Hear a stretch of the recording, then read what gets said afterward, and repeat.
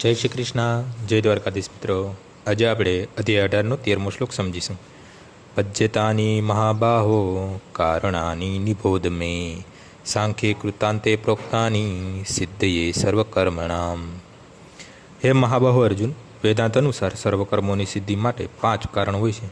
હવે તું મારી પાસેથી તે વિશે સાંભળ. અહીં એવો પ્રશ્ન થઈ શકે કે દરેક કર્મનું ફળ તો હોય જ છે, તો પછી એવું કેવી રીતે બની શકે કે કૃષ્ણ ભાવનાયુક્ત મનુષ્યને કર્મના સુખ દુઃખ ભોગવવા પડતા નથી?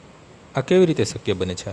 તે દર્શાવવા માટે ભગવાન વેદાંત દર્શનનું ઉદાહરણ આપી રહ્યા છે. તેઓ કહે છે કે બધા કર્મોના 5 કારણો હોય છે, તેથી કોઈ કર્મોમાં સફળતા પામવા આ 5 કારણોનો વિચાર કરવો જોઈએ. સાંખ્ય એટલે જ્ઞાનનું મુખ્ય થડ. અગ્રણી આચાર્યોએ વેદાંતોના જ્ઞાનના અંતિમ થડ તરીકે સ્વીકાર કર્યો છે. શંકરાચાર્ય પણ વેદાંત સૂત્રને એ જ રૂપમાં સ્વીકારે છે. માટે આવા શાસ્ત્રના અભિપ્રાયને ધ્યાનમાં લેવો જોઈએ. અંતિમ નિયંત્રણ પરમાત્મા નિહિત છે.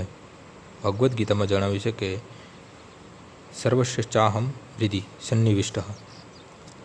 તેઓ પ્રત્યેક વ્યક્તિને તેના પૂર્વકર્મ અનુસાર સ્મરણ કરાવીને કોઈ કાર્યમાં પ્રવૃત્ત કરતા હોય છે, અને જે કૃષ્ણ ભાવનાયુક્ત કર્મ અંતર્યામી ભગવાનના નિર્દેશાનુસાર કરાય છે તેમના ફળ આ જન્મમાં કે મૃત્યુ પછીના જીવનમાં મળતા નથી.